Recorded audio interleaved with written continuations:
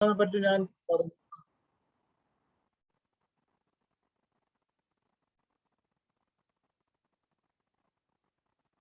സമയമുണ്ടല്ലോ, ഒരു കാര്യം പറഞ്ഞോക്കാം. പറഞ്ഞില്ല ഞാനല്ലേ. ഹസൻ റളിയല്ലാഹുവിന്റെ മരണത്തെ പറ്റി പിന്നെ അഹ്ലുസുന്ന വൽ ജമാഅത്തിലെ പണ്ഡിതന്മാർ പറയുന്നത്, അദ്ദേഹം മുആവിയ റളിയല്ലാഹുവിന് അധികാര കൈമാറ്റം നടത്തിയതിന് ശേഷം പിന്നീട് അദ്ദേഹത്തെ പറ്റി യാതൊരു പിന്നെ വ്യക്തമായ അദ്ദേഹത്തിന്റെ ശിഷ്ടജീവിതം എങ്ങനെയാണ് കഴിഞ്ഞത് എന്നതിനെ പറ്റി വ്യക്തമായ ഒരു രേഖയും കാണാനില്ല എന്നതാണ്. അദ്ദേഹം പിന്നെ എവിടെ പോയിട്ടാണ് താമസിച്ചത്, എങ്ങനെയാണ് അദ്ദേഹത്തിന്റെ മരണം ഉണ്ടായത്, ഏത് കാലത്താണ് എന്നതിനെ പറ്റിയൊന്നും യാതൊരു രേഖയും ഇല്ല എന്നതാണ് പിന്നെ അഹ്ലുസുന്നത്ത് വൽ ജമാഅത്തിലെ പണ്ഡിതന്മാർ, ചരിത്രകാരന്മാരൊക്കെ രേഖപ്പെടുത്തിയിട്ടുണ്ട്. എന്നാൽ ഷിയ വിഭാഗത്തിൽപ്പെട്ട ആളുകൾ പറയുന്നത് ഹസൻ റളിയല്ലാഹുവിനെ പറ്റി വളരെ മോശമായ അഭിപ്രായങ്ങളും അദ്ദേഹത്തിന്റെ ശിഷ്ടജീവിതം വളരെ മോശമായിരുന്നു എന്നോ ശീത്ത ജീവിതമാണ് അദ്ദേഹം നയിച്ചതെന്നൊക്കെ പറഞ്ഞിട്ട് അദ്ദേഹത്തിനെ കുറ്റപ്പെടുത്തിയും പറയുന്നുണ്ട്. അതേതായിരുന്നാലും ശരി, അവരുടെ റസൂലുള്ളാഹിന് ചെയ്ത ആ യുദ്ധം പോലത്തെ ഒരു യുദ്ധത്തിന് നിന്നു കൊടുക്കാതെ അദ്ദേഹം അധികാരം കൈവിട്ടതിനോടുള്ള പ്രതിഷേധമായിട്ടാണ് അവരങ്ങനെ പറയുന്നത്. ഓക്കെ, ഇനി ഒരു ചോദ്യം ചോദിച്ചത്, അള്ളാഹു ആദ്യം സൃഷ്ടിച്ചത് പേനയാണോ, പേന എന്നിട്ട് എല്ലാം പറഞ്ഞു അത് ലൗഹുൽ മഹ്ഫൂദിൽ സൂക്ഷിക്കപ്പെടുകയും ചെയ്തു എന്നതാണോ? ഞാൻ എന്താണ് ഈ ഉത്തരങ്ങളൊക്കെ ഇങ്ങനെ മടി കാണിക്കുന്നത്, പെട്ടെന്ന് പറയാത്തത്? എനിക്ക് ഈ ഓർമ്മയുടെ വലിയ ബുദ്ധിമുട്ടുണ്ട്. പല കാര്യങ്ങളും ഓർത്തെടുക്കുമ്പോഴോ ഒക്കെ അതൊന്ന് നോക്കിയിട്ട് പറയുമ്പോഴേ ബുദ്ധിമുട്ടുണ്ടാവില്ല. പേനയാണ് ആദ്യം സൃഷ്ടിച്ചതെന്ന് ഹദീസുകളിലുണ്ട്. പക്ഷെ എഴുതി വെച്ചവ മുഴുവൻ ലൗഹുൽ മഹ്ഫൂദിൽ സൂക്ഷിക്കപ്പെട്ടു എന്ന ഭാഗം എനിക്കത് കൃത്യമായി ഓർമ്മയിലില്ല. രണ്ടാമത്തെ ചോദ്യം, ആയത്തുൽ കുർസി എത്ര തവണ ഓതണം, ഇഖ്ലാസും മുഅവ്വിദത്തും എത്ര പ്രാവശ്യം ഓതണം 5 നമസ്കാരങ്ങൾക്ക് ശേഷം എന്നുള്ളതാണ്. ആയത്തുൽ കുർസിയെ പറ്റി ഒരു തവണ വന്നിട്ടുള്ളൂ, അതൊരു തവണ മതി. പിന്നെ ബാക്കി 3 സൂറകളും ഒരു തവണ തന്നെ മതി.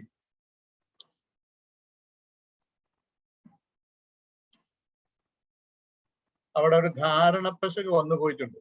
എന്താണ് ധാരണപ്പശക് എന്ന് പറഞ്ഞാല്, മഗ്‌രിബിന്റെയും സുബ്ഹിന്റെയും ശേഷം സൂറത്തുൽ ഇഖ്ലാസും മുഅവ്വിദത്തൈനും 3 തവണ പാരായണം ചെയ്യണം എന്നും ബാക്കി നമസ്കാരങ്ങൾക്ക് ശേഷം ഒരു തവണ പാരായണം ചെയ്താൽ മതി എന്നതുമാണ് ആ ധാരണ പിശക്. എന്താണ് ആ ധാരണ പിശക് എന്ന് പറയുന്നതിന്റെ കാര്യം എന്താണെന്ന് ചോദിച്ചാൽ, അങ്ങനെ ഒരു വിഷയമുണ്ട്. എന്ത്?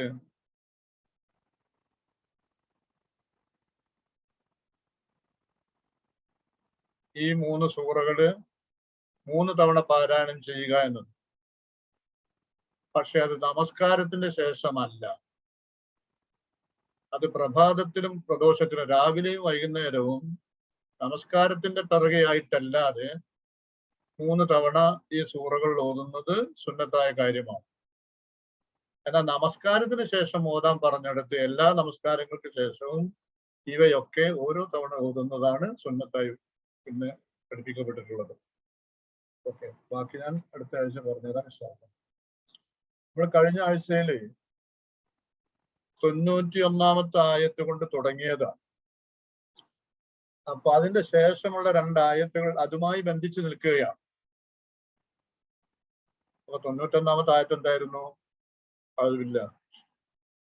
ഇദാ ഖീല ലഹും, അവരോട് പറയപ്പെട്ടാൽ, യഹൂദികളോട്, ആമിനു, നിങ്ങൾ വിശ്വസിക്കണം, ബിമാ അൻസലല്ലാഹ്, അള്ളാഹു അവതരിപ്പിച്ച ഈ വിശുദ്ധ ഖുർആനെ നിങ്ങൾ വിശ്വസിക്കണം എന്ന് അവരോട് പറയപ്പെട്ടാൽ, ഖാലു, അവർ പറയും, നുഅ്മിനു, ഞങ്ങൾ വിശ്വസിക്കും, ബിമാ ഉൻസില അലൈന, ഞങ്ങൾക്ക് ഇറക്കപ്പെട്ടത് ഞങ്ങൾ വിശ്വസിക്കും. ഓ യക്ഫുറൂന, അവർ അവിശ്വസിക്കുന്നു, ബിമാ വറാഹു, അതിന് പുറമെ ഉള്ളതിനെല്ലാം അവർ അവിശ്വസിക്കുകയും ചെയ്യുന്നു. അങ്ങനെ ജൂതന്മാർ പറഞ്ഞാൽ അതിന്റെ അർത്ഥം, ഞങ്ങൾക്ക് അള്ളാഹു ഒരു കിതാബ് ഇറക്കി തന്നിട്ടുണ്ട്, അത് തൗറാത്താണ്, ഞങ്ങൾ അത് വിശ്വസിക്കുന്നുണ്ട്. ഖുർആൻ അള്ളാഹുവിന്റെ കലാം അല്ല. ഇനി ആണെങ്കിൽ തന്നെ അത് വിശ്വസിക്കേണ്ടത് മദീനയിലെയും മക്കയിലെയും മുശ്രിക്കുകൾ മാത്രമാണ്, ഞങ്ങൾക്കത് ബാധകമല്ല എന്നവർ പറയാറുണ്ടായിരുന്നു. ഇനി വഹുവൽ ഹഖ് മുസദ്ദിഖൻ ലിമാ മഅഹും, സത്യത്തിൽ അള്ളാഹു അവതരിപ്പിച്ച ഈ ഗ്രന്ഥം വിശുദ്ധ ഖുർആൻ അത് യാഥാർത്ഥ്യമാണ്. അത് അവരോടൊപ്പമുള്ള ഗ്രന്ഥത്തെ സത്യപ്പെടുത്തുന്നതുമാണ്. ഖുർആൻ അതിനെ തള്ളിപ്പറയാത്ത ഗ്രന്ഥമാണ്. എന്നിട്ടും അവർ ഖുർആനെ അംഗീകരിച്ചില്ല. ഞങ്ങൾക്ക് അതിന്റെ ആവശ്യകതയില്ല, ഞങ്ങള് പിന്നെ എന്തിന്റെ ആളുകളാണ്, ഞങ്ങൾ തൗറാത്തിന്റെ ആളുകളാണ്, ഞങ്ങൾക്ക് അത് മതി എന്നവർ പറഞ്ഞു. അതിന് മറുപടി പറയാണ് ഖുർആൻ. അതിന്റെ മറുപടി ഈ ആയത്തും അടുത്ത ആയത്തും അതിന്റെ മറുപടിയാണ്.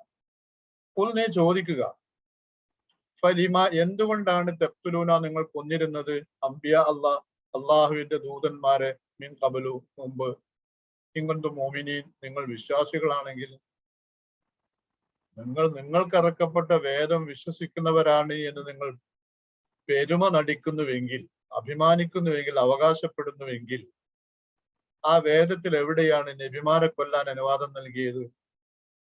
പക്ഷെ നിങ്ങൾ ഒരുപാട് നബിമാരെ കൊന്നിട്ടുണ്ട്.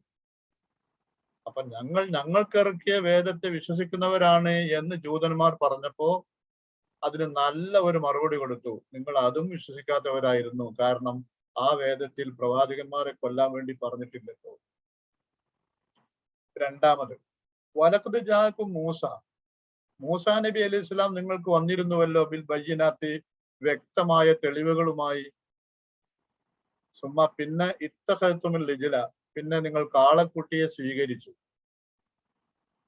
മിൻ ബഅദി അതിന്റെ ശേഷം വഅൻതും ളാലിമൂൻ അക്രമികളായിക്കൊണ്ട്. അതിപ്പോ ഇവരല്ല, ഇവരുടെ പൂർവികരാണ്. അപ്പൊ അതിന്റെ അർത്ഥം എന്താ? ഞങ്ങൾ ഈമാനുള്ളവരാണ് എന്ന് നിങ്ങൾ അവകാശപ്പെടുന്നുവെങ്കിൽ നിങ്ങളെ പൂർവികന്മാരിൽ പലരും പ്രവാചകന്മാരെ കൊന്നില്ലേ? അവർക്ക് എന്ത് വിശ്വാസം ഉണ്ടായിരുന്നത്? ഏത് വിശ്വാസത്തിന്റെ പേരിലാണ് അത് കൊന്നത്? ഇനി നിങ്ങൾക്കിറക്കിയ വേദം പാരമ്പര്യമായി വിശ്വസിച്ചു വരുന്നവരാണ് എന്ന് നിങ്ങൾ അവകാശപ്പെടുന്നുവെങ്കിൽ മൂസാ നബി അലൈഹി സ്വലാം വന്ന് ദീൻ പഠിപ്പിച്ച് കുറെ മുഅ്ജിസാത്തുകളും കാണിച്ചു തന്നിട്ട് പിന്നെ നിങ്ങൾ കാളക്കുട്ടിയെ ആരാധിക്കാൻ പോയില്ലേ? ഈ കാളക്കുട്ടിയെ ആരാധിക്കുക എന്നുള്ളത് എന്ത് ദീനാ? അത് എന്ത് ഈമാനാ? ഏത് കിതാബിലാ അത് പറഞ്ഞത്? അപ്പൊ ആ മർമ്മം ശ്രദ്ധിക്കുക. എന്താണ്? ഞങ്ങൾക്കിറക്കിയ ഗ്രന്ഥം വിശ്വസിക്കുന്നുണ്ട്, ഞങ്ങൾക്കിനി ഒരു കിതാബിന്റെ ആവശ്യമില്ല എന്നോല് മീനി നടിച്ചപ്പോ ഖുർആൻ അത് പൊളിക്കുകയാണ്. എങ്ങനെയാണ്? നിങ്ങൾക്ക് നിങ്ങളെ വേദത്തെ പറ്റി വിശ്വാസമുണ്ട് എന്ന് പറയുന്നത് അബദ്ധമാണ്. വിശ്വാസമില്ല. വിശ്വാസം ഉണ്ടെങ്കിൽ നിങ്ങൾ എങ്ങനെ പണ്ട് കാലത്ത് നബിമാരെ കൊല്ലും? നിങ്ങൾ എങ്ങനെ കാളക്കുട്ടി ആരാധിക്കാം? മൂന്നാമത്തത്, വൈദ് ആഹദിന, അവിടെ വേറൊന്നും പറയാനില്ല, ഇതാണ് ആ ബന്ധം. വൈദ് ആഹദിന നാം മേടിച്ച സന്ദർഭം ഓർമ്മിക്കുക, മീസാക്കും നിങ്ങളോട് ഉറപ്പ് വാങ്ങിയ സന്ദർഭം ഓർമ്മിക്കുക. പലതവണയായി ഖുർആൻ ഈ വാക്ക് ഉപയോഗിക്കുന്നു, ബൈഅത്ത് വാങ്ങിയെന്ന്. റഫഅന നാം ഉയർത്തിപ്പിടിക്കുകയും ചെയ്തു, ഫോക്കക്കും നിങ്ങൾക്ക് മേലെ അത്തൂറ ആ പർവ്വതത്തെ. ഇതേ വിധത്തിൽ ഈ ആയത്ത് നേരത്തെ കഴിഞ്ഞിട്ടുണ്ട്. അപ്പൊ സാധാരണഗതിയിൽ ഒരു പ്രവാചകൻ തന്റെ ജനതയോട് ഇതാ ബൈഅത്ത് ചെയ്യണം, ഉടമ്പടി ചെയ്യണം, താഴെ പറയുന്ന കാര്യങ്ങൾ എന്ന് പറഞ്ഞാൽ ആ സഹാബികൾ അത് അനുസരിക്കുകയാണ് ചെയ്യാറ്. പക്ഷെ ഇസ്രായേലിയർ അത് സ്വീകരിച്ചില്ല. അപ്പൊ അവരെ ഭയപ്പെടുത്തേണ്ടി വന്നു. അതിന് ഭയപ്പെടുത്താൻ വേണ്ടി അള്ളാഹു ചെയ്തത് ആ സിനാ പർവ്വതത്തെ അവർക്ക് മേലെ ഇപ്പോൾ വീഴും എന്ന മട്ടിൽ ഉയർത്തി കാണിച്ചു. കൃത്യമായി ഏത് വർഷമാണ് എന്നൊന്നും പറയാൻ കഴിയില്ല. ഈ സിനാ താഴ്വരയിൽ അവർ താമസിക്കുന്ന കാലഘട്ടത്തിലാണ്. അങ്ങനെ ഭയപ്പെടുത്തി അവരെ കൊണ്ട് ബൈഅത്ത് വാങ്ങിച്ചു. പിന്നെ അവിടെ ഉണ്ടാകാവുന്ന ഒരു യുക്തിപരമായ സംശയം, ഈ പർവ്വതത്തെയൊക്കെ എങ്ങനെ പൊക്കിപ്പിടിക്കാൻ പറ്റുമോ തുടങ്ങിയ കാര്യങ്ങളാണ്. ഇനി നിങ്ങൾക്ക് ആ സംശയം ഉണ്ടാവാൻ സാധ്യതയില്ല. നമ്മൾ അതിനെപ്പറ്റിയൊക്കെ നേരത്തെ പറഞ്ഞതാണ്. ഇത് പറയുന്നത് ഖുർആനിലാണ് എന്നതുകൊണ്ടും അത് ബുദ്ധിപരമായി അസംഭവ്യമായ ഒരു കാര്യമല്ല എന്നതുകൊണ്ടുമാണ് നമ്മൾ അതിനെ അംഗീകരിക്കുന്നത്. എന്നിട്ട് അള്ളാഹു പറഞ്ഞു, ഖുദു നിങ്ങൾ സ്വീകരിക്കുക. ഖുദു എടുക്കുക എന്ന് പറഞ്ഞാൽ സ്വീകരിക്കുക. മാ ആതൈനാക്കും നാം നിങ്ങൾക്ക് നൽകിയത്. ബിഖുവ ബലത്തോടെ, നല്ല ബലത്തോടെ സ്വീകരിക്കുക. വസ്മഉ നിങ്ങൾ കേൾക്കുകയും ചെയ്യണം എന്ന് പറഞ്ഞു. അനുസരിക്കണം, കേൾക്കണം എന്ന് പറഞ്ഞു.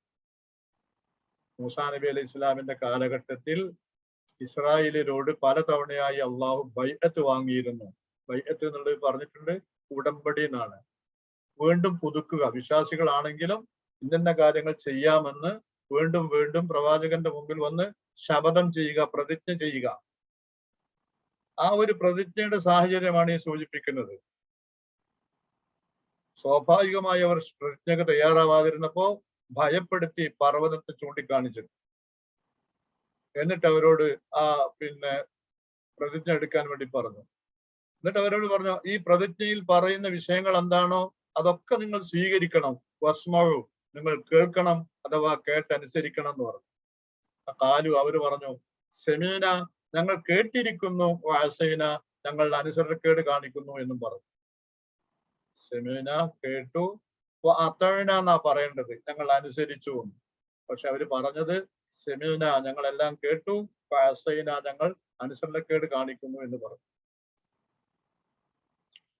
ഉശരിബു, അവർ കുടിപ്പിക്കപ്പെട്ടു. അശ്റബ, കുടിപ്പിച്ചു എന്നാണ്. ഉശരിബ, കുടിപ്പിക്കപ്പെട്ടു. ഫി ഖുലൂബിഹിം, അവരുടെ മനസ്സുകളിൽ അൽ ഇജ്ല, കാളക്കുട്ടിയെ കുടിപ്പിക്കപ്പെട്ടു. അഥവാ കാളക്കുട്ടിയോടുള്ള സ്നേഹം അവർ കുടിപ്പിക്കപ്പെട്ടു. എന്താ കുടിപ്പിക്കപ്പെടുക എന്ന് പറഞ്ഞാൽ രക്തത്തിൽ, സ്വഭാവത്തിൽ അലിഞ്ഞു ചേർന്നു എന്നർത്ഥം. കാളക്കുട്ടിയെ വിട്ടിട്ടൊരു കളിയില്ല, കാളക്കുട്ടി ഇല്ലാതെ നടക്കൂല, കാളക്കുട്ടി ഞങ്ങൾക്ക് അത്രയ്ക്ക് ആവശ്യമാണ് എന്ന മട്ടിൽ കാളക്കുട്ടിയോടുള്ള പിരിശം, സ്നേഹം അവരെ ശരീരത്തിൽ, മനസ്സിൽ അലിഞ്ഞു ചേർന്നിരുന്നു. എന്തുകൊണ്ട്? ബി കുഫ്രിഹിം, അവരുടെ അവിശ്വാസം കാരണമായി. അവിശ്വാസത്തിൽ തന്നെ തുടർന്ന് നിന്നതുകൊണ്ട് കാളക്കുട്ടിയോടുള്ള ഒരു സ്നേഹം ആ സമുദായത്തിൽ നിലനിന്നിരുന്നു. അപ്പോൾ എന്നിട്ട് ആയത്ത് അവസാനിപ്പിക്കുന്നത്, നീ അവരോട് പറയുക, ഈമാനുക്കും, ഇതൊക്കെയാണ് നിങ്ങളുടെ ഈമാനെങ്കിൽ നിങ്ങളോട് നിങ്ങൾ ഈമാൻ കൽപ്പിക്കുന്നത് എത്ര ചീത്തയായ കാര്യങ്ങളാണ്. ബിസമ, എത്ര ചീത്തയാണ് നിങ്ങളോട് കൽപ്പിക്കുന്നത് നിങ്ങളെ ഈമാൻ. ഇൻ കുന്തും മുഅ്മിനീൻ, നിങ്ങൾ വിശ്വാസികളാണെങ്കിൽ. ആയത്ത് ഇത്രയുള്ളൂ. എന്താണ് അവര് പറഞ്ഞത്? അതൊരു വലിയ പൊങ്ങച്ച വർത്തമാനമാണല്ലോ ഒരു പ്രവാചകനോട്. ഞങ്ങൾ ഈ കിതാബ്, ഒരു പുതിയ കിതാബിന്റെ ആവശ്യമൊന്നുമില്ല, ഞങ്ങള് നേരത്തെ കിതാബ് കിട്ടിയവരും കിതാബ് പാലിക്കുന്നവരുമാണ്, അതുകൊണ്ട് ഞങ്ങൾ ആ ജാതി കിതാബിന്റെ പിന്നാലൊന്നും പോകൂല എന്നിങ്ങനെ അവർ അഹങ്കാരത്തോടെ നാട്യം അഭിനയിച്ചു. ഇവിടൊക്കെ നമ്മൾ കാണുന്നത് അവരുടെ ചരിത്രം പറഞ്ഞു തന്ന അവരെന്താന്നുള്ളതിനെ പറ്റി പറഞ്ഞു. അവരിൽ ഉറച്ചു നിൽക്കുന്ന സ്വഭാവ വൈകൃതങ്ങളെ പറ്റി, മോശപ്പെട്ട സ്വഭാവങ്ങളെ പറ്റിയൊക്കെ ഒരു സൂചന നൽകി. എന്നിട്ട് പിന്നെ നേർക്ക് നേരെ പ്രബോധനത്തിന്റെ നേർക്ക് നേരെയുള്ള വർത്തമാനങ്ങളിലേക്ക് കടക്കുകയാണ് ഖുർആൻ. അപ്പൊ അവിടെയാണ് ഈ ചോദിക്കുന്നത്, നിങ്ങൾ എന്തേ ഈ പ്രവാചകനെ വിശ്വസിക്കാത്തത്, ഖുർആൻ വിശ്വസിക്കാത്തത്? അതിനൊരു കാരണം പറഞ്ഞു. ഇങ്ങനൊരു നബി വരുന്നു എന്നും ആ നബിയുടെ കൂടെ ഒരു വേദഗ്രന്ഥം ഉണ്ടാവുമെന്നും നിങ്ങൾക്ക് അറിയാമായിരുന്നല്ലോ, അത് നിങ്ങൾ പറയാറുണ്ടായിരുന്നല്ലോ. അത് കേട്ട മനുഷ്യന്മാർ ഇപ്പോഴും നിങ്ങളെ കൂട്ടത്തിലും മദീനയിൽ ജീവിച്ചിരിക്കുന്നവരുടെ കൂട്ടത്തിലും ഉണ്ടല്ലോ. ഇതൊക്കെ സത്യമായിരിക്കെ നിങ്ങൾ എന്തേ പിന്നെ ഈ പ്രവാചകനെ സ്വീകരിക്കാത്തത്, ഈ ഖുർആനെ സ്വീകരിക്കാത്തത്? അപ്പൊ അവരതിൽ നിന്ന് രക്ഷപ്പെടാൻ വേണ്ടി പറഞ്ഞൊരു വാക്കാണ്, സംഗതി അങ്ങനെയൊക്കെ ആണെങ്കിലും ഞങ്ങൾക്കൊരു കിതാബിന്റെ ആവശ്യമില്ല, കാരണം ഞങ്ങളൊരു കിതാബിന്റെ ആൾക്കാരാണ് ഓൾറെഡി, നേരത്തെ തന്നെ ഞങ്ങൾ അതിലുള്ളതൊക്കെ വിശ്വസിക്കുന്നുണ്ട്. അപ്പൊ നിങ്ങളും മൂമിനീങ്ങളാണ്, ഞങ്ങളും മൂമിനീങ്ങളാണ്.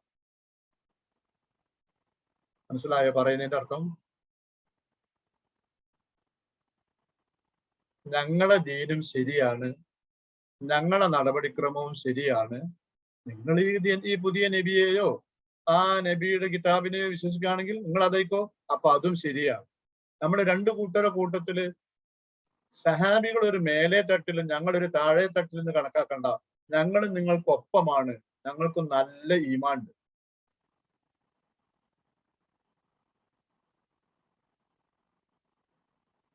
ഇതായിരുന്നു അവരുടെ വാദം. നിങ്ങൾക്ക് തുല്യമായ ഈമാനുള്ളവരാണ് ഞങ്ങൾ ഈമാനില്ലാത്തവരെന്ന് പറയരുത്. അപ്പൊ അത് ഖുർആൻ ഒന്ന് ഖണ്ഡിച്ചതാണ്. അല്ല, നിങ്ങളെ ആൾക്കാരെ പറ്റി ഇങ്ങനെ ഒരു കൗലുണ്ടല്ലോ, അയക്കപ്പെട്ട കുറെ നബിമാരെ കൊന്നു.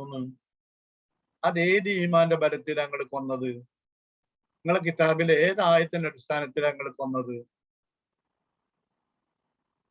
കുറെ നബിമാര് പിന്നീട് വന്നിട്ടുണ്ട്. പക്ഷെ മൂസാ നബി അലൈഹി സ്വലാം വന്ന സമയത്ത് പോലും നിങ്ങളടുത്ത് ഈമാൻ കണ്ടില്ലല്ലോ. മൂസാ നബി സീനിയർ പ്രവാചകൻ, അവരിലേക്ക് അയക്കപ്പെട്ട, അങ്ങനെ പറയാം നമ്മള്. ആ നബിയുള്ള സമയത്ത് പോലും നിങ്ങൾ ഈ പറയുന്ന ഈമാൻ നിങ്ങളിലില്ലല്ലോ. അന്നല്ലേ നിങ്ങൾ കാളക്കുട്ടി ഉണ്ടാക്കി ആരാധിക്കാൻ പോയത്? പിന്നെ മൂസാ നബി അലൈഹി സ്വലാം എപ്പോഴെല്ലാം നിങ്ങളുടെ പ്രതിജ്ഞ എടുത്തു, പ്രതിജ്ഞ വാങ്ങിച്ചു? നിങ്ങൾ നേർക്ക് നേരെ കൊടുത്ത പുണ്യപുരുഷന്മാരൊന്നും അല്ല, മര്യാദക്കാരൊന്നും അല്ല. പടച്ചവൻ പർവ്വതം ഉയർത്തിപ്പിടിച്ചതിന് ശേഷമാണ് നിങ്ങൾ പ്രതിജ്ഞക്ക് തന്നെ തയ്യാറായത്. അത്ര മെച്ചപ്പെട്ടവരാ നിങ്ങൾ. അങ്ങനെ ഒടുവിൽ പ്രതിജ്ഞ എടുത്തു. ആ പ്രതിജ്ഞയിൽ പറഞ്ഞത് എന്താണ്? ഈ പറയുന്ന കാര്യങ്ങളൊക്കെ നിങ്ങൾ സ്വീകരിക്കണം, നിർബന്ധമായും സ്വീകരിക്കണം എന്നൊക്കെ പറഞ്ഞിരുന്നു. എന്നിട്ടോ? എന്നിട്ട് നിങ്ങൾ പറഞ്ഞത്, ഞങ്ങൾ കേൾക്കാനൊക്കെ കേട്ടു, പക്ഷെ ഞങ്ങൾക്ക് അത് അനുസരിക്കാൻ കഴിയില്ല എന്നാ നിങ്ങൾ പറഞ്ഞ പ്രതികരണം. പ്രവാചകൻ ആവശ്യപ്പെട്ട, മൂസാ നബി അലൈഹി സ്വലാം ആവശ്യപ്പെട്ട പ്രകാരമുള്ള പ്രതിജ്ഞ അവരെടുത്തിട്ടും ഒന്നുകിൽ അവർ നേർക്ക് നേരെ പറഞ്ഞിട്ടുണ്ടാവാം, അല്ലെങ്കിൽ പ്രവർത്തി കൊണ്ട് കാണിച്ചിട്ടുണ്ടാവാം. രണ്ടായാലും ശരിയാണ്. അവരാ പ്രതിജ്ഞ ലംഘിച്ചു, അനുസരണക്കേട് കാണിച്ചു പ്രതിജ്ഞകൾ. പിന്നുള്ള അവസ്ഥ എന്താന്ന് പറഞ്ഞാൽ, കാളക്കുട്ടിയോടുള്ള പിരിശം, സ്നേഹം അവരുടെ ഹൃദയത്തിൽ കുടിപ്പിക്കപ്പെട്ടു എന്നാണ്, ലയിച്ചു ചേർക്കപ്പെട്ടു എന്നാണ്. അതിൽ നിന്ന് എന്താ മനസ്സിലാക്കാൻ പറ്റുക? ഇസ്രായേൽ വംശത്തിലെ ആളുകൾക്ക് കാളക്കുട്ടിയോടുള്ള ഒരു മുഹബത്ത്, അതിനൊരു പരിശുദ്ധത കൽപ്പിക്കുക, അതിനെ ഒരു ആരാധ്യ വസ്തുവിന്റെ സ്ഥാനത്തേക്ക് ഉയർത്തുക എന്നതൊക്കെ മൂസാ നബി അലൈഹി സ്വലാമിന്റെ കാലം കൊണ്ട് മാത്രം അവസാനിച്ചിട്ടില്ല എന്നാണ് ഈ ആയത്തിന്റെ ഭാഗം കൊണ്ട് നമുക്ക് മനസ്സിലാക്കാറ്.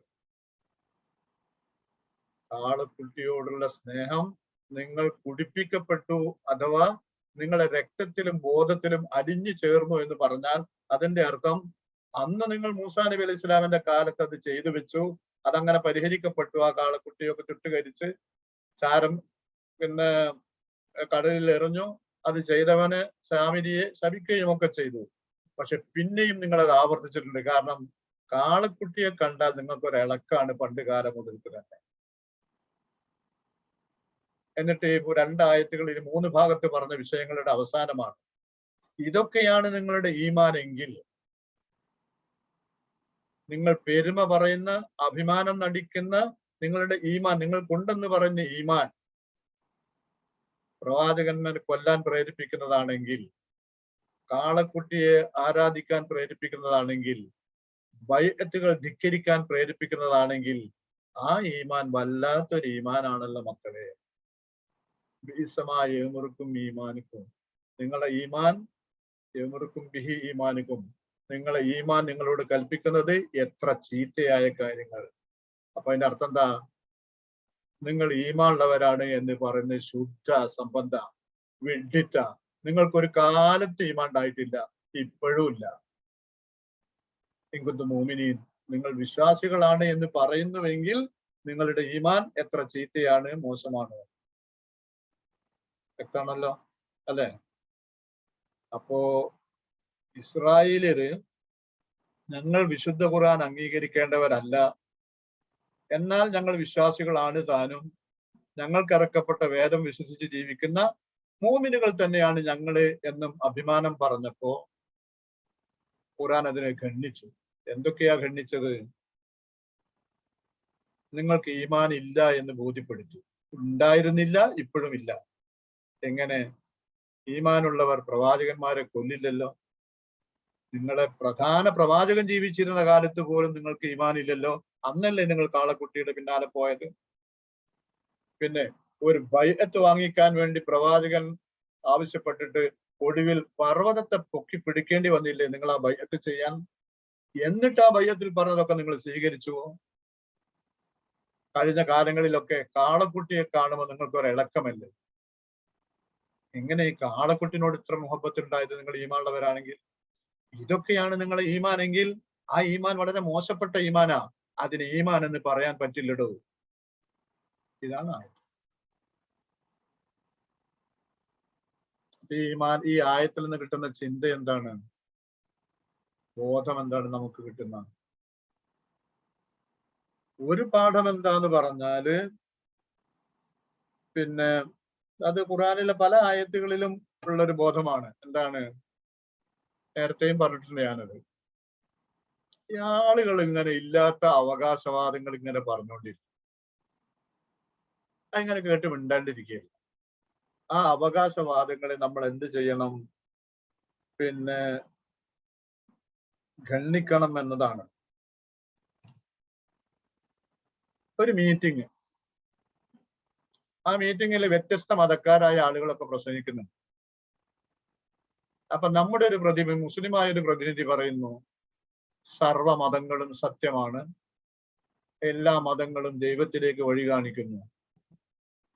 പിന്നെ ഇവങ്ങനെ മെനക്കെട്ട് മുസ്ലിം ആയത് 5 നേരം നിസ്കരിച്ച് നടക്കാറാണോ?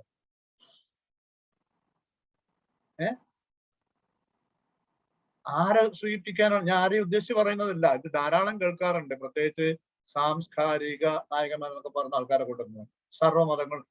സർവ്വമതങ്ങളും നന്മയിലേക്ക് നയിക്കുന്നു എന്നൊക്കെ പറയാം, പൊതുവെ പറയാം. പക്ഷെ സർവ്വമതങ്ങളും ശരിയാണ്, അതിന്റെ തുടക്കത്തിൽ അവ നന്മയിലേക്ക് നയിച്ചിരുന്നു എന്നൊക്കെ പറയാം.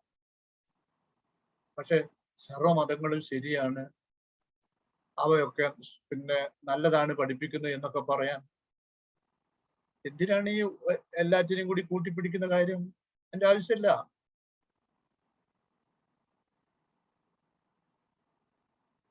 പിന്നെ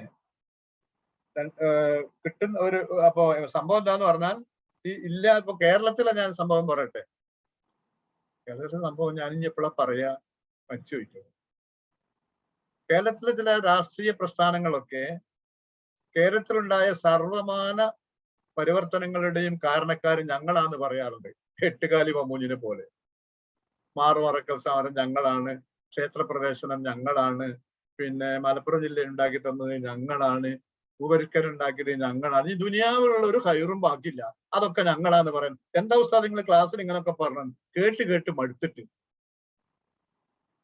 ഈ പറയുന്ന പല സമരങ്ങളും ഉള്ള സമയത്ത് ആ രാഷ്ട്രീയ സംവിധാനങ്ങൾ കേരളത്തിൽ പ്രവർത്തിച്ചിട്ട് കൂടിയില്ല. കേരളത്തിൽ പ്രവർത്തനം തുടങ്ങിയിട്ട് പോലുമില്ല. പക്ഷെ അവകാശവാദം ഞങ്ങളാണ് ഞങ്ങൾ ഉള്ളത് കൊണ്ടാണ് എന്നിങ്ങനെ പറയുന്ന രീതി ഗണ്ണിക്കപ്പെടേണ്ടതാണ്. യാഥാർത്ഥ്യം പറഞ്ഞുകൊണ്ട്, അതിന്റെ വസ്തുതകൾ പറഞ്ഞുകൊണ്ട് തിരുത്തപ്പെടേണ്ടതാണെന്നൊക്കെ. ഈ നാട്ടിലെ പെണ്ണുങ്ങൾ, പണ്ട് ഹിന്ദു സ്ത്രീകള്, പ്രത്യേകിച്ച് താഴ്ന്ന ജാതിയിൽപ്പെട്ട, നമ്മൾ ഈ താഴ്ന്ന ജാതിയിൽപ്പെട്ട എന്നൊക്കെ പറയുമ്പോൾ നമുക്ക് ആ ചിന്താഗതി ഇല്ല. നിറം കറുപ്പായത് കൊണ്ട് ജാതി മാറും, അല്ലെങ്കിൽ തൊഴിൽ മോശമായത് കൊണ്ട് ഒരു വ്യക്തി മോശമാവും എന്നില്ല. എല്ലാ ആദമിന്റെ മക്കളാണ്. അപ്പോ ആ ജാതിയിൽപ്പെട്ട ആളുകൾക്ക്, പെണ്ണുങ്ങൾക്ക് മാറുമറക്കാൻ അനുവാദം ഉണ്ടായിരുന്നില്ല കേരളത്തിൽ. ആ മാറുമറക്കാനുള്ള അനുവാദം, അതിന് കുറെ ഏറ്റുമുട്ടലുകളൊക്കെ നടത്തേണ്ടി വന്നിട്ടുണ്ട്. പക്ഷെ അതൊരു സമ്പ്രദായമായി കേരളത്തിന്റെ ഭാഗത്ത് പിന്നെ രൂപപ്പെട്ടു വരുന്നത് എന്തിനോട് കൂടിയാണ്? ഇസ്ലാമിന്റെ രംഗപ്രവേശത്തോടു കൂടിയാണ്. പല ചരിത്രകാരന്മാരും എഴുതി ഞാൻ വായിച്ചിട്ടുണ്ട്. ഇസ്ലാം ഇവിടെ കടന്നു വന്നപ്പോ ആ ഇസ്ലാമിനെ ആകർഷിക്കാനുള്ള ഒരു കാരണം തന്നെ ഈ ആനുകൂല്യങ്ങളാണ്. ഐത്തത്തിന്റെ പ്രശ്നത്തിലും മാറുമറക്കുക തുടങ്ങിയ വിഷയത്തിലുമുള്ള വിവേചനം ഇസ്ലാമിലേക്ക് വന്നാൽ മാറും. ഒരു താഴ്ന്ന ജാതിക്കാരിൽപ്പെട്ടവൻ, ജാതിക്കാരപ്പെട്ട ആണാവട്ടെ പെണ്ണാവട്ടെ, ഒരു ഉയർന്ന ജാതിക്കാരന്റെ അരികത്തുനിന്ന് ഇത്ര അകലം, തീണ്ടപ്പാട് അകലം മാറി നിൽക്കണം. ഒരേ മതത്തിൽ ജീവിക്കുന്നവരായിരിക്കെ. നേരെ മറിച്ച് അവൻ ഷഹാദത്ത് കലിമ ചൊല്ലി ഇസ്ലാമിലേക്ക് വന്നു കഴിഞ്ഞാലോ ആ അകൽച്ച മാറി. നിങ്ങളെ സങ്കല്പിച്ചു നോക്കൂ. ഇന്നലെ വരെ എന്നോട് ഇത്രയടി ദൂരെ നിൽക്കണം എന്ന് പറഞ്ഞിരുന്ന തമ്പുരാൻ, ഉയർന്ന ജാതിക്കാരൻ, ബ്രാഹ്മണൻ, ഞാൻ മാപ്പിളയായി മാറിയാൽ, മുസ്ലിമായി മാറിയാൽ എന്നോട് ഈ അകലം പാലിക്കുന്നില്ലെങ്കിൽ സ്വാഭാവികമായും ഈ ആളുകൾ ഇസ്ലാമിലേക്ക് വരില്ലേ? വന്നു. എന്റെ പെണ്ണിന്റെ മാറ് തുറന്നിട്ടിട്ട് നടക്കാനേ പാടുള്ളൂ ഉപ്പായിടാൻ പാടില്ല എന്ന് പറഞ്ഞിരുന്ന ഒരു സംവിധാനത്തില് ഞാനും എന്റെ കെട്ടിയോളും കൂടി ഇസ്ലാമിലേക്ക് വന്നപ്പോ മാറുമറക്കാനുള്ള അനുവാദം കിട്ടി എന്റെ പെണ്ണിന്റെ മാനം കാക്കാൻ സാധിച്ചാൽ സ്വാഭാവികമായും ഇസ്ലാമിലേക്ക് വരൂലേ? അത് ഇസ്ലാം ഉണ്ടാക്കിയ പരിവർത്തന. ആ പരിവർത്തനം വേറെ ആരുടെയൊക്കെയോ പേർക്ക് ചാർത്തി കൊടുക്കുന്നതായി ഞാൻ കണ്ടിട്ടുണ്ട്. അത് ഇവരാണ് അതിന്റെ ആൾക്കാർ, അവരാണ് ഇതിന്റെ ആൾക്കാർ. എന്താ സംഭവം എന്ന് പറയുന്നത്? മുസ്ലിം സമൂഹത്തിന്റെ വളരെ പോരായ്മ ഉള്ള ഒരു വിഷയമുണ്ട്.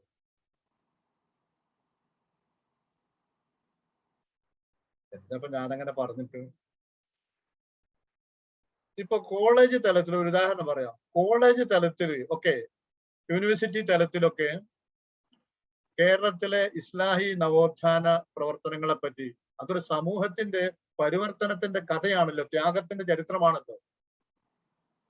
എന്താണത് പഠിപ്പിക്കപ്പെടാത്തത് എന്നതിനെപ്പറ്റി ചില ഉയർന്ന ആളുകളുമായി എന്നെ കൊണ്ടൊക്കെ പറ്റുന്ന മാതിരി ആശയവിനിമയം നടത്തിയപ്പോ അവര് പറഞ്ഞത്, നിങ്ങൾ ഒരു PhDക്ക് സമർപ്പിച്ച് ഏതെങ്കിലും യൂണിവേഴ്സിറ്റിയിൽ നിന്ന് ഈ വിഷയത്തിൽ അംഗീകരിക്കപ്പെട്ട ഒരു തിസിസ്, ഒരു തിയറി കാണിച്ചു തരൂ, ഒരു സ്റ്റഡി കാണിച്ചു തരൂ, നമുക്ക് ബോർഡ് ഓഫ് സ്റ്റഡീസിൽ എവിടെയെങ്കിലും വെക്കാം.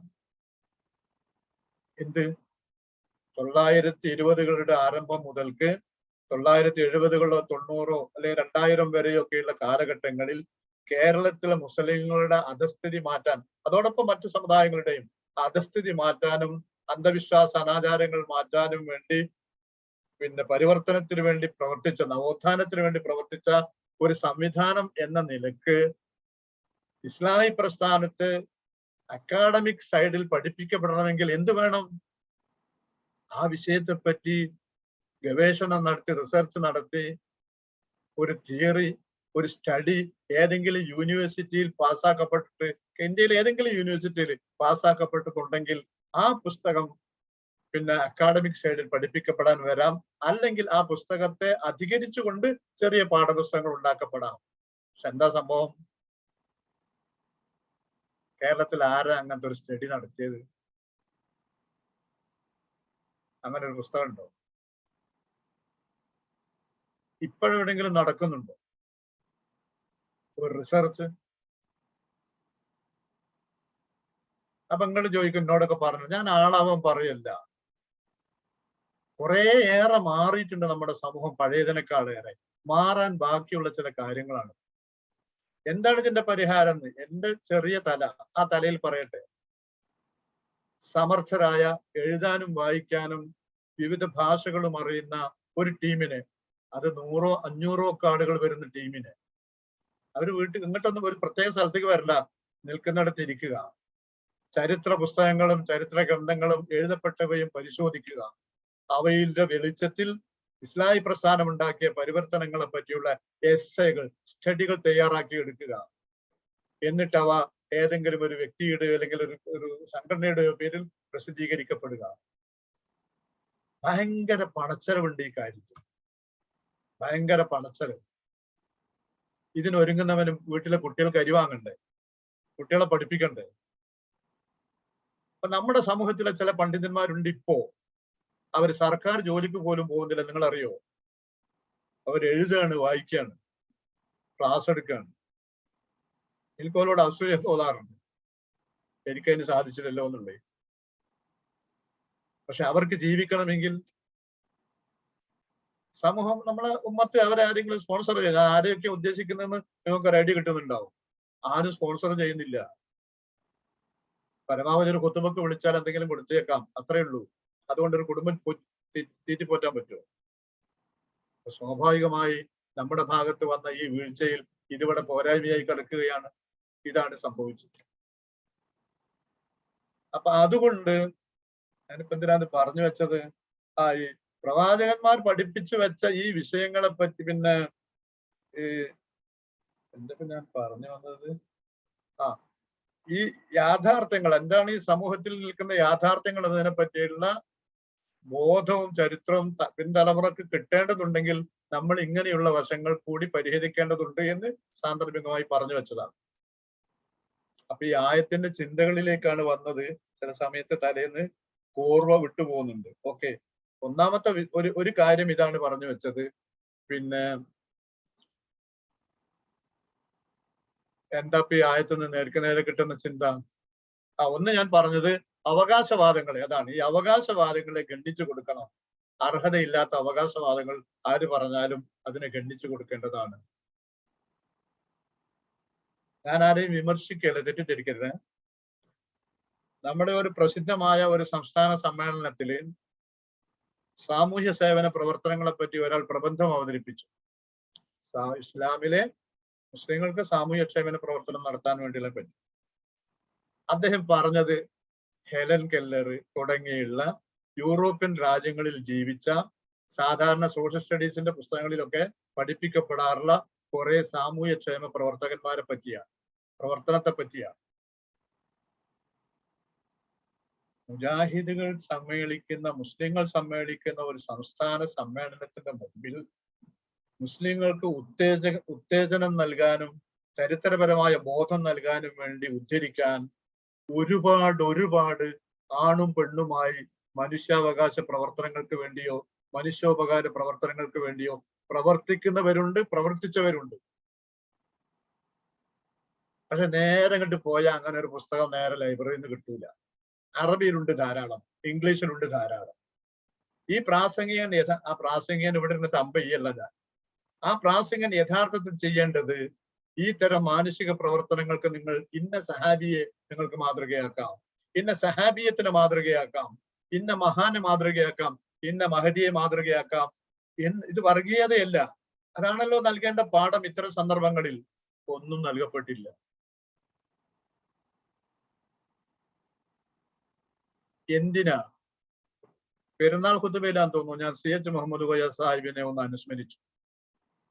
ആ പ്രസിദ്ധമായ വാക്കുണ്ടല്ലോ, ആരാന്റെ വിറകുവെട്ടികളും വെള്ളംകോരികളുമായി തളരേണ്ടവരല്ല നിങ്ങൾ മാറണം, മാറ്റത്തിന് തയ്യാറാവണം എന്ന് പറഞ്ഞൊരു സമൂഹത്തിന്റെ മനസ്സാക്ഷിയെ വല്ലാണ്ട് ചലിപ്പിച്ച കുറെ പ്രസംഗങ്ങളാണ് ഒക്കെ വല്ലാതെ മുന്നോട്ട് തള്ളിയ. എന്തിനും അതിൽ ഒരുപാട് പേരുണ്ട്. ഒരു CH മുഹമ്മദ് കോയ സാഹിബ് മാത്രമല്ല. അപ്പൊ അത് മിമ്പർ വെച്ച് സംസാരിച്ചപ്പോൾ ആർക്കൊക്കെ ചില വിഷമങ്ങള്, അദ്ദേഹത്തെ പറ്റിയൊക്കെ എങ്ങനെ പറയാൻ പറ്റും? അദ്ദേഹത്തെ പറ്റി പറയും. അതുപോലെയുള്ളവർ ആരൊക്കെയുണ്ട് അവരെ പറ്റി പറയണം, അറിയണം. എന്റെ ഒരു വാക്കേ ഞാൻ പറഞ്ഞുള്ളൂ. ചിന്ത എന്താന്ന് പറഞ്ഞാൽ, അനർഹമായ അവകാശവാദങ്ങൾ പലരും പറയുമ്പോൾ ആ അവകാശവാദങ്ങളെ നമ്മൾ ഗണ്ണിക്കേണ്ടതുണ്ട് എന്ന് ഈ ആയത്ത് പഠിപ്പിച്ചിട്ടുണ്ട്. രണ്ടാമത്തെ ഒരു കാര്യം എന്താണത്? ഇവിടെ പലരും പല അവകാശവാദങ്ങളേറ്റ് വരുന്നുണ്ട്. ദേശവിരുദ്ധമായ സകല കുണ്ടാമണ്ടികളും നൂലാമാലകളും കച്ചറകളും കുറ്റകൃത്യങ്ങളും ചെയ്തിട്ട് ഒരു കൂട്ടര് പറയാ ഞങ്ങളാ യഥാർത്ഥ ദേശസ്നേഹികൾ. ഉള്ള ചാരപ്പണി, ആയുധം വെക്കല്, അന്യനാടുമായിട്ടുള്ള ഈ ഒത്താശക്കളികള്, കളവ് നടത്തല്, കോടിക്കണക്കിന് ഉറുപ്പ്യ കെട്ടിട്ട് മുങ്ങല്, ഈ സംഗതികളിലൊക്കെ ഇവർ സജീവരാണ്. ഞാനൊരു സമുദായത്തെയല്ല ഈ പറയുന്നത്, ഇത്തരം ആളുകൾ ഇതൊക്കെ ചെയ്തുപെട്ട് നോക്കൂ നിങ്ങൾ. ഇതിലൊന്നും മുസ്ലിങ്ങളുടെ പങ്കില്ല. ഇവിടെ കോടിക്കണക്കിന് ഉറുപ്പ്യ ബാങ്കുകൾക്ക് കടമെടുത്തിട്ട് ഒരു മുസ്ലിമായ ബിസിനസ്സുകാരനും മുങ്ങിയിട്ടില്ല. ഇവിടെ മുങ്ങിയിട്ടില്ല. ചിലപ്പോ 1 ലക്ഷം 2 ലക്ഷം ഒക്കെ കടമാകി ചിലപ്പോൾ വീട്ടാൻ കഴിയാതെ ബുദ്ധിമുട്ടുണ്ടാവും. അതല്ല പറഞ്ഞത്. കോടികൾ അവരൊക്കെ പോയി സുഖമായി ഓരോ സ്ഥലത്ത് ജീവിക്കുക. മുസ്ലിങ്ങൾ എവിടെയായി ആയുധക്കടത്തുമായി ബന്ധപ്പെട്ടിട്ടുള്ളത്? ഇന്ത്യന്റെ ആഭ്യന്തര സൈനിക രഹസ്യങ്ങൾ ചോർത്തി കൊടുത്തതിൽ ഏത് മുസ്ലിമാ കുറ്റക്കാരനായിട്ടുള്ളത്? ഏത് മുസ്ലിമാ ചാരപ്രവൃത്തിയുടെ പേരിൽ ശിക്ഷിക്കപ്പെട്ടത്? ഇന്ന് വരെ ഇല്ല. പിന്നെ ഒരു പരിപാടി ഉണ്ട് ഇവിടെ. എന്താ പറയുക, ഈ സിഖുകാരുടെ പേരുകളുടെ തലക്കലൊക്കെ ചിലപ്പോഴ് മുസ്ലിം പേരാണെന്ന് തോന്നിക്കുന്ന സലീം എന്ന വാക്ക്, പിന്നെ ഇതുണ്ടല്ലോ എന്താണ് ഷിഹാൻ എന്നൊക്കെ പറഞ്ഞ വാക്ക്, അങ്ങനത്തെ ചില വാക്കുകളൊക്കെ എല്ലാ മതക്കാരും ഇവിടുന്ന ചില പേരുകളുണ്ട്. ആ പേരുകൾ വെച്ചിട്ട് ഒന്നും പറയില്ലട്ടോ മതത്തെ പറ്റി. മുസ്ലിം ആണെന്ന് തോന്നിപ്പിക്കുന്ന മട്ടിലാണ് നമ്മുടെ പുന്നാര മനോരമയൊക്കെ പലപ്പോഴും റിപ്പോർട്ട് ഇടുക. യഥാർത്ഥത്തിൽ ഇല്ല. എന്റെ പാഠം എന്താണെന്നറിയോ? അവകാശവാദം ഞങ്ങളാണ് ദേശക്കൂറുള്ളവരും ദേശസ്നേഹമുള്ളവരും. മുസൽമാന്റെ ദേശക്കൂർ അളക്കാൻ ഇവിടെ ഒരാണും പറഞ്ഞിട്ടില്ല. ഇസ്ലാമിന്റെ പേരിൽ, മുസ്ലിങ്ങളുടെ പേരിൽ പാകിസ്ഥാൻ എന്ന് പറയുന്ന ഒരു സ്വതന്ത്ര രാജ്യം രൂപീകരിക്കപ്പെട്ടപ്പോ ഞങ്ങൾ ആ നാട്ടിലേക്ക് പോകുന്നില്ല എന്ന് തീരുമാനിച്ചവനാ ഭാരതത്തിലെ മുസൽമാൻ. ഞങ്ങൾ ഇവിടെ ഈ മണ്ണിൽ, ഞങ്ങളെ പൂർവികന്മാർ ജീവിച്ച ഈ മണ്ണിൽ, മാറ്റങ്ങൾ ഉണ്ടാക്കിയ ഈ മണ്ണിൽ, 8 നൂറ്റാണ്ട് ഞങ്ങളെ പൂർവികന്മാർ ഭരണം നടത്തിയ ഈ മണ്ണിൽ ഇവിടെ ഞങ്ങൾ ജീവിക്കും, ഇവിടെ ഞങ്ങൾ വളരും, വികസിക്കും, ഇവിടെയായിരിക്കും ഞങ്ങളുടെ മരണം എന്ന അവസ്ഥയിൽ ആ മരണവും ഉണ്ടാവും. അത് വിധി ഏതാണെങ്കിൽ അങ്ങനെ എന്ന് പറഞ്ഞവരാ. എന്നിട്ട് നമ്മളോട് ദേശസ്നേഹം അവരെ അന്വേഷിക്കാൻ വരുന്നത്. വകവെച്ച് കൊടുക്കരുത് എന്നർത്ഥം. ഞാൻ വികാരാധീനനല്ല, ചിന്ത പറയാണ്. കോഴിക്കോട് കടപ്പുറത്ത് ഒരു 2 വർഷം മുമ്പ് ഒരു സമ്മേളനം നടന്നു. അപ്പൊ നിങ്ങൾ ചോദിക്കുക, എന്താ അവസ്ഥ, നിങ്ങൾ ഇതൊന്നും പേര് പറയാത്തത്? അത് പറയില്ല. അള്ളാഹു തന്ന ഒരു ബുദ്ധി കൊണ്ട് കേൾക്കാനും വിലയിരുത്താനും കഴിയാറുണ്ട്. വലിയ സമർത്ഥനമൊന്നും പറയുന്നില്ല. അതില് സ്ഥിരമായി വിളിക്കപ്പെടുന്ന ഒരു BJP നേതാവ് അന്ന് ആ മീറ്റിംഗിൽ വിളിക്കപ്പെട്ടിരുന്നു.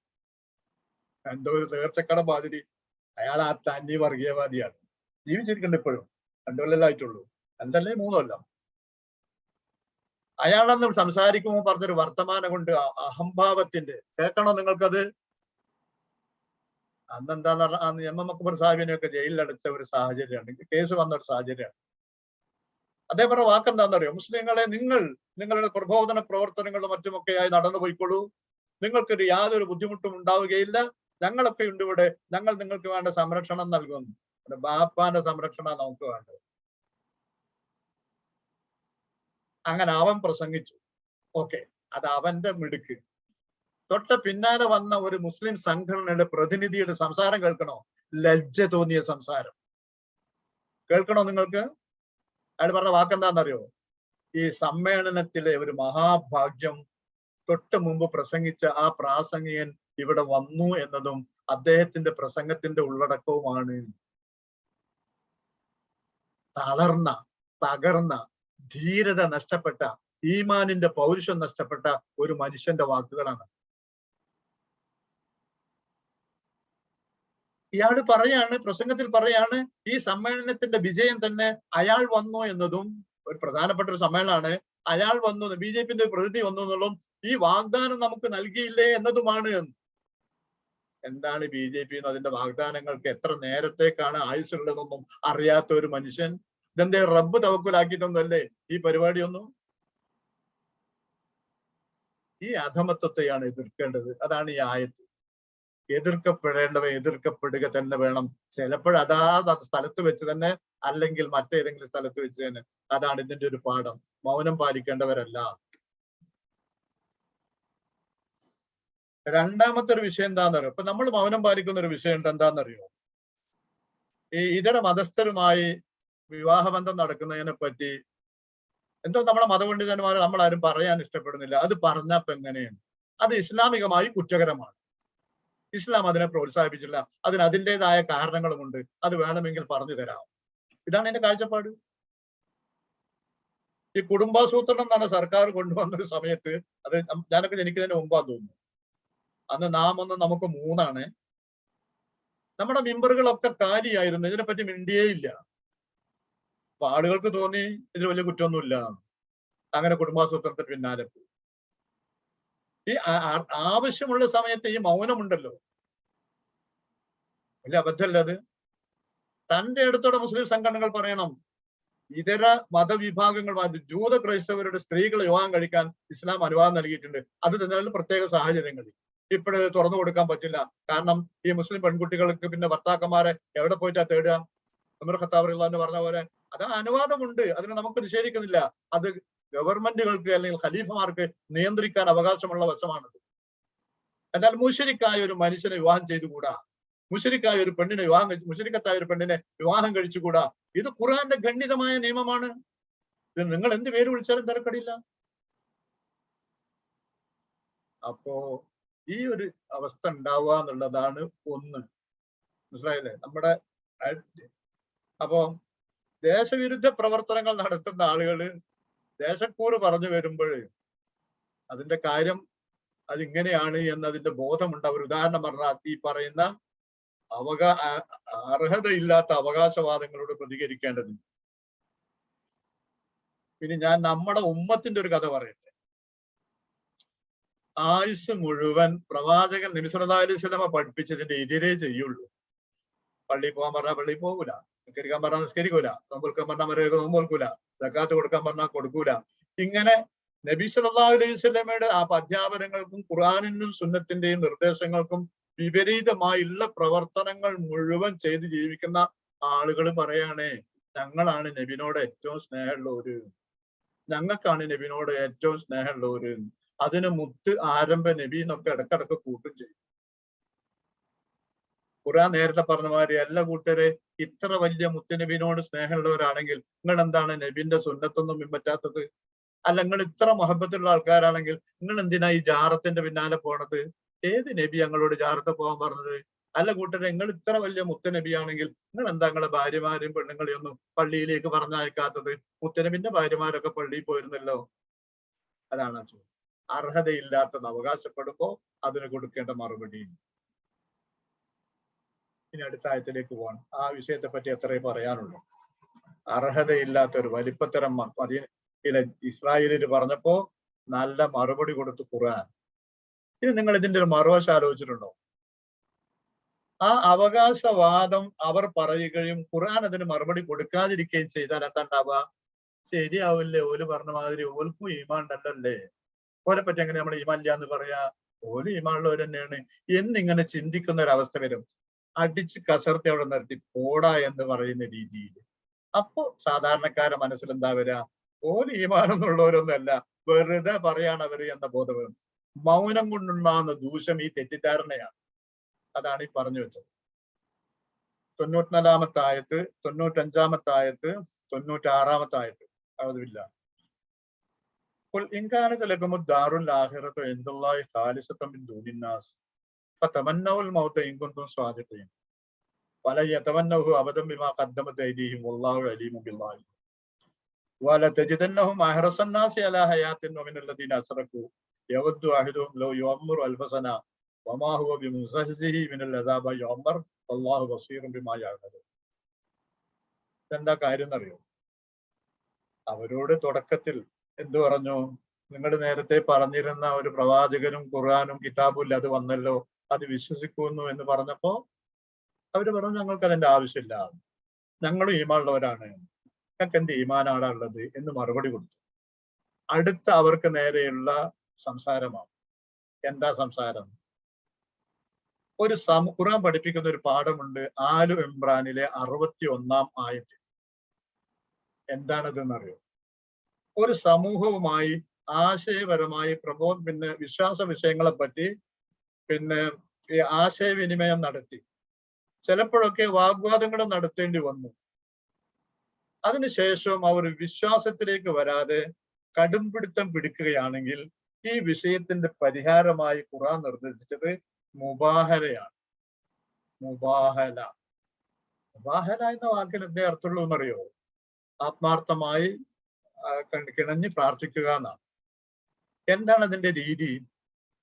അപ്പൊ നമ്മളും എക്സ് എന്ന് പറയുന്ന ഒരു സമൂഹവും തമ്മിലാണ് ഷിർക്കിന്റെയും തൗഹീദിന്റെയും പേരിൽ, അല്ലെങ്കിൽ റിസാലത്തിന്റെ ആവശ്യകത ഇല്ലാത്തതിന്റെയും പേരിൽ, അല്ലെങ്കിൽ യൗമുൽ ഖിയാമത്ത് ആഖിറത്തിനെ നിഷേധിക്കുന്നതിന്റെ പേരിൽ ഒരു തർക്കം നിലനിൽക്കുന്നത് എങ്കിൽ അവർ അവരുടെ ന്യായങ്ങളും പലപ്പോഴും പറഞ്ഞു, നമ്മൾ നമ്മളുടെ ന്യായങ്ങളും പറഞ്ഞു ഒരു തീരുമാനത്തിലെത്താതെ നീണ്ടു പോവുകയാണെങ്കിൽ അതിന്റെ അവസാനം ഇതാണ്: മുബാഹലക്ക് തയ്യാറാവുക.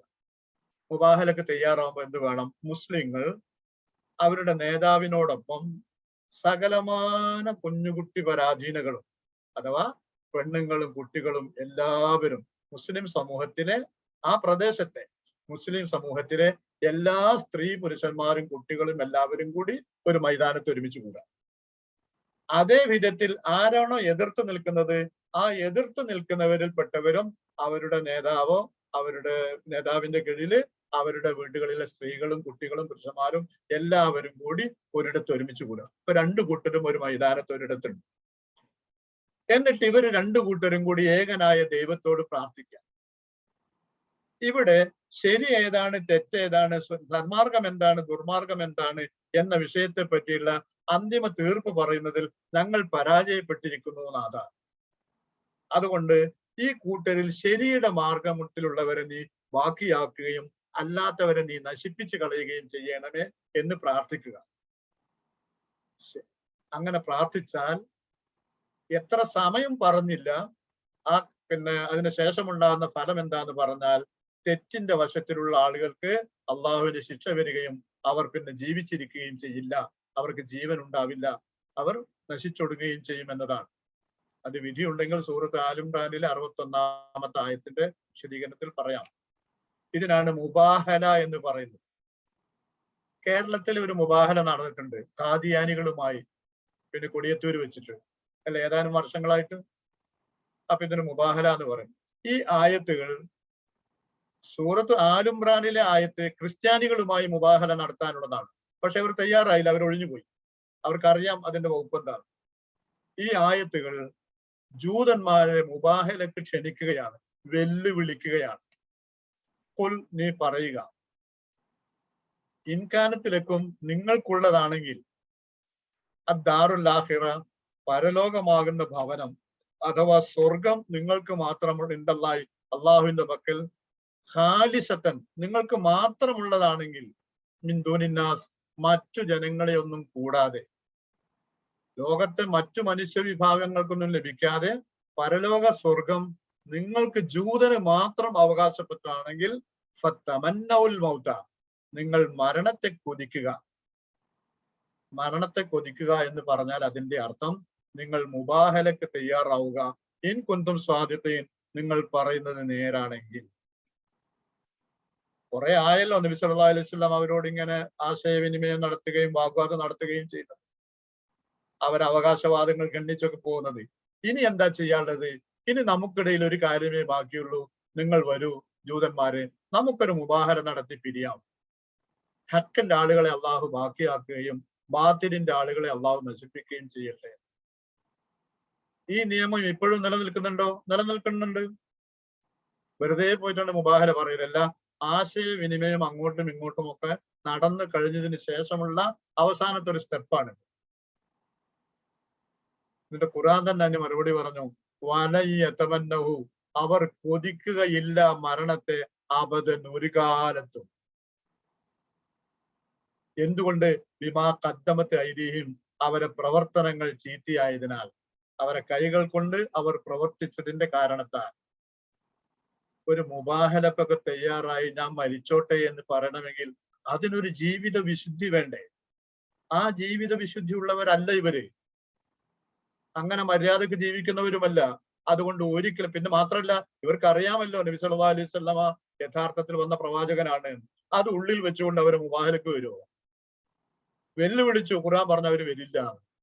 വല്ലാഹു അലീമും ബിസ്സാലിമീൻ, അള്ളാഹുവിന് അറിയാമല്ലോ ക്രമം തെറ്റി ജീവിക്കുന്നവരാരാണ്, അവർ അക്രമികളാണ് എല്ലാ അർത്ഥത്തിലും. അതുകൊണ്ട് അവർ മുബാഹലക്ക് തയ്യാറാവില്ല. മാത്രമല്ല വല തെജിദന്നഹും, നിനക്ക് അവരെ കാണാൻ പറ്റും, അഹ്റസന്നാസി അലാ ഹയാത്തിൻ, ജീവിക്കാൻ ഏറെ കൊതിയുള്ളവരായി. അഹ്റസ്, ഏറെ കൊതിക്കുന്നവൻ, അലാ ഹയാത്ത്, ജീവിക്കാൻ കൊതിയുള്ളവരാണ് അവര്, മരിക്കാൻ തീരെ ഇഷ്ടമില്ലാത്തവരാണ്. എത്രത്തോളം? വമിനല്ലദീന അശ്റകൂ, ശിർക്ക് ചെയ്യുന്നവരെക്കാളും. ശിർക്ക് ചെയ്ത് ജീവിക്കുന്ന ആളുകൾക്ക് മരിക്കാൻ ഇഷ്ടമുണ്ടാവില്ല. അവർക്കൊരു പരലോകമൊന്നുമില്ലല്ലോ, ഇത് അവസാനിക്കുകയാണല്ലോ. ഇനി അടുത്ത ജന്മത്തിൽ വേറെന്തോ ജന്തുവായിട്ടല്ലേ വരാൻ പോണേ. അപ്പൊ മരണം ഇഷ്ടമുണ്ടാവില്ല. പക്ഷെ അവരെക്കാളും മരണത്തെ ഭയവും ജീവിതത്തോട് ആശയമുള്ളവരാണ് ജൂതന്മാരായ ആളുകൾ. എന്താണെന്നറിയോ കഥ? യവദ്ദു, ആഗ്രഹിക്കുന്നു, ഇഷ്ടപ്പെടുന്നു, ആയതും അവരിൽ ഒരാൾ, അയ്യോ അമ്മറ ലോ യു അമ്മറു, ആയുസ് കിട്ടിയിരുന്നെങ്കിൽ എന്ന്, അൽഫസന, 1000 കൊല്ലം. ജൂതൻ ഒരിക്കലും മുബാഹലക്ക് തയ്യാറാവില്ല. സാധാരണ ഒരു മുശ്രിക്കായ മനുഷ്യന് ആയുസ് നീട്ടിക്കിട്ടാൻ കൊതിയുണ്ടാവും, എന്നാൽ അതിനേക്കാൾ ഏറെ ആയുസ് നീട്ടിക്കിട്ടാൻ ആഗ്രഹമുള്ളവനാണ് ജൂതൻ. എത്രത്തോളം അറിയോ? 1000 കൊല്ലെങ്കിലും ജീവിക്കാൻ സാധിച്ചിട്ടുണ്ടെങ്കിൽ എന്നാണ് അവന്റെ ആഗ്രഹം. പക്ഷെ വമാഹുവ ബിമുസഹ്സിഹി മിനൽ അദാബ്, ആ 1000 കൊല്ലം ജീവിച്ചു എന്നത് ഇവനെ ശിക്ഷയിൽ നിന്ന് അകറ്റുന്ന കാര്യമേ അല്ല. മുസഹ്സിഹി, അകറ്റുക.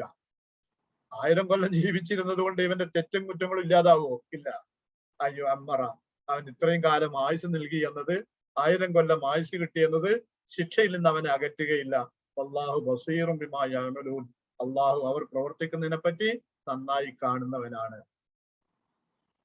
അപ്പോ 94, 95, 96 ആയത്തുകളിൽ എന്താണ് ഉൾക്കൊള്ളുന്നതെന്ന് ചോദിച്ചാൽ, നബി സല്ലല്ലാഹു അലൈഹി വസല്ലമ ധൈര്യസമേതം ഇസ്രായേലിയരെ മുബാഹലക്ക് വിളിച്ചതും അവർ ആ മുബാഹലക്ക് തയ്യാറാവുകയില്ലെന്ന് ഖുർആൻ പറഞ്ഞു. ഈ അവർ തയ്യാറാവുകയില്ല എന്ന് പറയുന്ന ഈ ആയത്ത് ഒരാഴ്ച കഴിഞ്ഞിട്ട് അവതരിച്ചത്, 6 മാസം കഴിഞ്ഞിട്ട് അവതരിച്ചത് അല്ല, ഒരുമിച്ച. നീ അവരെ മുബാഹലക്ക് വിളിക്കുക, പക്ഷെ അവര് വരുന്നുള്ളൂ. അവർക്ക് ജീവിച്ചിരിക്കാൻ ഭയങ്കര പൂതിയാ, മരണത്തെ അവർക്ക് ഭയാ. എത്രത്തോളം? മുശ്രിക്കുകളെക്കാളും ഭയാണ് അവർക്ക് മരണത്തെ. ശരിക്കും ലേശം ഒരു, നമ്മളെ പാട്ടിൽ പറഞ്ഞ ഉളുപ്പുണ്ടെങ്കിൽ, പറയുന്ന വാക്കിന് ലേശം ഒരു സത്യത ഉണ്ടെങ്കിൽ എന്താ പറഞ്ഞത്? ആർക്കാ മരണത്തിന് ഭയാന്ന് പറഞ്ഞ് ഞങ്ങൾ തയ്യാറാന്ന് പറഞ്ഞ് വരണ്ടേ? അനങ്ങിയിട്ടില്ല അവര് മരണത്തിന് തയ്യാറാവുകയില്ല, മുബാഹലക്ക് തയ്യാറാവുകയില്ല എന്ന് ഖുർആൻ തന്നെ പറഞ്ഞു വെക്കുമ്പോ ഉണ്ടാവേണ്ട പ്രതികരണം എന്താണ്? ആര് പറഞ്ഞു ഞങ്ങൾ തയ്യാറല്ലെന്ന്? ഞങ്ങൾ തയ്യാറാ, ദിവസം നിശ്ചയിച്ചോ, നാള് കുറിച്ചോളൂ എന്നല്ലേ പറയേണ്ടത്? അവർ വന്നില്ല, വരാൻ പറ്റിയില്ല. ഈ വാചകം ഇന്ന് നിലനിൽക്കുന്നുണ്ടോ? ഇന്നും നിലനിൽക്കുന്നുണ്ട്. നമുക്ക് ഇസ്രായേലരോട് പറയാനുള്ള വാക്കിതാണ്, നിങ്ങൾ അള്ളാഹുവിന്റെ പുത്രന്മാരോ അള്ളാഹുവിന് ഇഷ്ടപ്പെട്ടവരോ ആണ് നിങ്ങൾ പറയുന്നത്.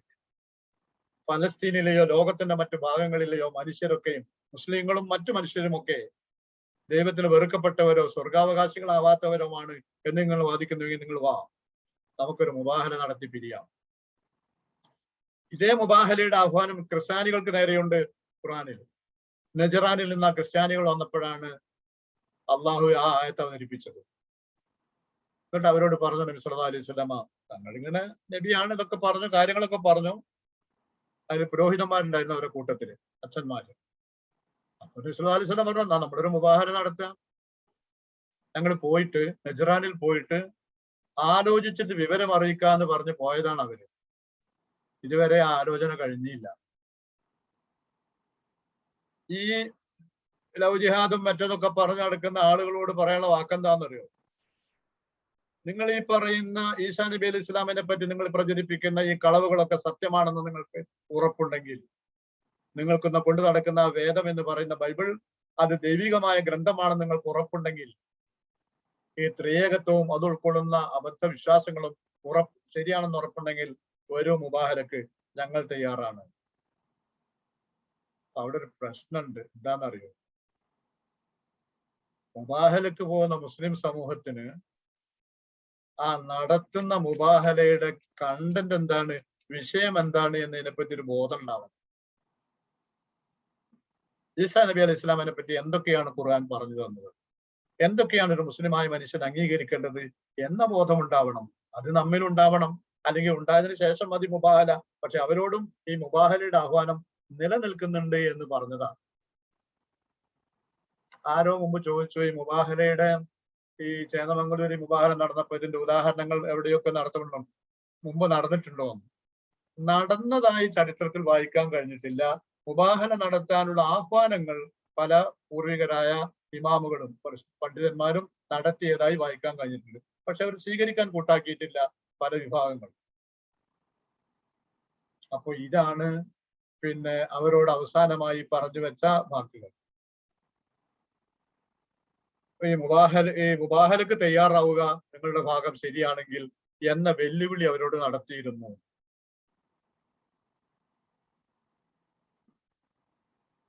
ആയത്തിന്റെ വിശദീകരണം ആവശ്യം എനിക്കറിയാം, പറയാം ഇൻഷാ അല്ലാഹ്. നിങ്ങൾ ഇവിടുന്ന് ഒരു കാര്യം ആലോചിച്ച് നോക്കൂ. എന്താണ് ആ കാര്യം? നബി സല്ലല്ലാഹു അലൈഹി വസല്ലമയുടെ കാലഘട്ടത്തിൽ ജീവിച്ച സഹാബികളുടെ ആനന്ദവും സന്തോഷവും ഒക്കെ നോക്കിയെങ്കിൽ അവരൊരിക്കലും തല താഴ്ത്തി നടക്കേണ്ടി വന്നിട്ടില്ല അള്ളാന്റെ മുമ്പിലല്ല. എവിടെയൊക്കെ ഇതര മതസ്ഥരായ ആളുകളും അവരോട് ശത്രുത കാണിച്ചവരും ഇവർക്ക് നേരെ എന്തെല്ലാം നേരെയുള്ള അമ്പുകളോ ഒളിയമ്പുകളോ എഴുതുവോ അപ്പോഴൊക്കെയും ഖുർആനും നബി സല്ലല്ലാഹു അലൈഹി വസല്ലം അവരുടെ തല ഉയർത്തിപ്പിടിച്ച് നിർത്തിയിട്ടുണ്ട്. അവരും അങ്ങനെ തന്നെയാ വളർന്നത്, ആ ബോധത്തോടെയാ ജീവിച്ചത്. മുസ്ലിം ആയിപ്പോയി, ഒരു മാനക്കടായിപ്പോയി മുസ്ലിം ഉണ്ടായിരുന്നില്ല എന്ന ഒരു ചിന്ത അവരിൽ ആരിലും ഒരിക്കലും വന്നില്ല. അങ്ങനത്തെ ഒരു തോന്നലും അവർക്കാർക്കും ഉണ്ടായില്ല. ഉഹദ് യുദ്ധം കഴിഞ്ഞ് തിരിച്ചു പോകുന്നു. അത് ശരിക്കും പരാജയമാണ് സഹാബികൾക്ക്, മുസ്ലിങ്ങളുടെ ഭാഗത്ത്. അവർ പോകാൻ നേരം അബൂ സുഫിയാനും കൂട്ടരും ഉഹദ് മലയുടെ ഒരു ചരിവിൽ നിന്നിട്ട് ഇങ്ങോട്ട് നോക്കിയാൽ, ഇപ്പുറത്തേക്ക് നോക്കിയാൽ നബി സല്ലല്ലാഹു അലൈഹി വസല്ലമയെ കാണൂല. അപ്പൊ വിളിച്ചു ചോദിച്ചു, കുറെ അബൂബക്കറെ എന്നെല്ലാം കൂടി പറഞ്ഞു റളിയല്ലാഹു അൻഹു, അവിടെ അല്ലേ നബി എന്നൊക്കെ പറയുന്ന ആളെന്നെല്ലാം കൂടി ചോദിച്ചിട്ട് അബൂ സുഫിയാനും അവരുടെ കൂടെയുള്ളവരും ഒരുപാട് മോശപ്പെട്ട വാക്കുകൾ നബി സല്ലല്ലാഹു അലൈഹി വസല്ലമയെ പറ്റി പറഞ്ഞു. വളരെ വൃത്തികെട്ട വാക്കുകൾ കൊണ്ട് അധിക്ഷേപിച്ചു പ്രവാചകനെ. അപ്പൊ ഉമർ ഖത്താബിന് എന്നൊക്കെ ശരിക്കും രക്തം ചൂടായി. അതിന് മറുപടി കൊടുക്കട്ടെ എന്നാണ്. നബി തടഞ്ഞു, പറയേണ്ടതാണ്. അത് പറയേണ്ട എന്നെ പറഞ്ഞതല്ലേ. അവിടെ നിന്ന് പോയിട്ട് ഹുബല ദേവി എന്ന് പറയുന്ന അവർ ആരാധിക്കുന്ന ഒരു ദേവിയുണ്ട്, അവരൊരു വിഗ്രഹം, ദൈവം. ആ ദേവിയുടെ ബിംബം, വിഗ്രഹം, അത് കഷ്ണം അതിങ്ങനെ പൊക്കി പിടിച്ചിട്ട് അവൻ അബൂ സുഫിയാൻ കൂട്ടരും പറഞ്ഞു, ഞങ്ങളെ രക്ഷിച്ചത് ഹുബല ദേവിയാണ്, നിങ്ങൾ പരാജയപ്പെടാൻ ഹുബല ദേവി ഇല്ലാത്തത് കൊണ്ടാണ്, ഹുബല ദേവിയുടെ കടാക്ഷം കൊണ്ട് ഞങ്ങൾ രക്ഷപ്പെട്ടിരിക്കുന്നു എന്ന് പറഞ്ഞു. അപ്പോ നബി സല്ലല്ലാഹു അലൈഹി വസല്ലം പറഞ്ഞു, അതിന് മറുപടി കൊടുത്തിട്ട് പോയാ മതി. തന്നെ വ്യക്തിപരമായി അധിക്ഷേപിച്ചപ്പോ അതിന് മാപ്പ് നൽകിയ പ്രവാചകൻ ആദർശപരമായി ദീനിന്റെ മർമ്മവുമായി ബന്ധപ്പെടുന്ന ഒരു വിഷയപ്പറ്റി സംസാരിച്ചപ്പോൾ പറഞ്ഞു, അതിന് മറുപടി കൊടുത്തു പോയാൽ മതി. എന്താ പറയപ്പെടുന്നതെന്ന് ചോദിച്ചു. അള്ളാഹുവിന്റെ ഏകത്വത്തെയും അവന്റെ മഹത്വത്തെയും പറ്റിയുള്ള വാക്കുകൾ പറഞ്ഞു കൊടുത്തു. നബി സല്ലല്ലാഹു അലൈഹി വസല്ലമ സഹാബികൾ അത് ഉറക്കെ വിളിച്ചു പറഞ്ഞിട്ട് അവസാനം പറഞ്ഞു, നമുക്ക് അടുത്ത കൊല്ലം ഇവിടെ വെച്ച് വീണ്ടും കണ്ടുമുട്ടണം. ഉഹദിൽ ഈ വർഷം ഞങ്ങൾക്കൊരു പരാജയം പോലെ സംഭവിച്ചു എന്ന് ഞങ്ങൾ അംഗീകരിക്കുന്നു. പക്ഷെ അതുകൊണ്ട് ഞങ്ങൾ പിന്മാറി എന്ന് കരുതരുത്. അടുത്ത വർഷം ഇതേ സമയം ഇതേ കാലം ഉഹദിൽ ഞങ്ങൾ വരും, നമുക്ക് വീണ്ടും കണ്ടുമുട്ടാം, തയ്യാറാണോ എന്ന് ചോദിച്ചു. തയ്യാറാന്ന് അവര് പറഞ്ഞു. പിറ്റത്തെ കൊല്ലം നബിയും സഹാബികളും പുറപ്പെട്ടു വന്നു. പക്ഷെ അവർ വന്നില്ല. പക്ഷെ ഇവിടെ പറഞ്ഞു വെച്ചത് ആ ആദർശപരമായ ആ വെല്ലുവിളിയെ അപ്പോഴേ മറുപടി കൊടുത്തു നിർത്തി എന്നർത്ഥം. അപ്പൊ ആ കാലഘട്ടത്തിൽ ജീവിച്ച സഹാബികൾക്ക് കുറെ ബാധ്യതകൾ ഉണ്ടായിരുന്നു. ഏറെ പലായനം ചെയ്യണം, ജിഹാദിന് പോകണം, സാമ്പത്തികമായി നബി സല്ലല്ലാഹു അലൈഹി വസല്ലം ആവശ്യപ്പെടുമ്പോഴൊക്കെ കൊടുക്കണം, അങ്ങനെ കുറെ ചുമതലകൾ. പക്ഷെ അവരപ്പോഴും സന്തുഷ്ടരായിരുന്നു, സംതൃപ്തരായിരുന്നു എന്നതാണ്. ആ സന്തുഷ്ടിയും സംതൃപ്തിയും ഒക്കെ നമ്മൾ ജീവിക്കുന്ന കാലഘട്ടത്തിലും സാഹചര്യത്തിലും ഒക്കെ അതേപടി പകർത്തപ്പെടുകയോ അതേപടിയൊന്നും പകർത്തപ്പെട്ടുകൊള്ളണമെന്നൊന്നുമില്ല. പക്ഷെ സമൂഹത്തിൽ അതിനനുസരിച്ച മാറ്റങ്ങളും വ്യത്യാസങ്ങളും ഉണ്ടാകുമ്പോൾ അതിന് സമാനമായ ഒരു സന്തോഷം തമ്മിലൊക്കെ കടന്നു വരും. ഇല്ലാത്ത വാക്ക് പറയല ഞാൻ. പൊട്ടപ്പുറം വാദപ്രതിവാദം നടന്നതിന് ശേഷം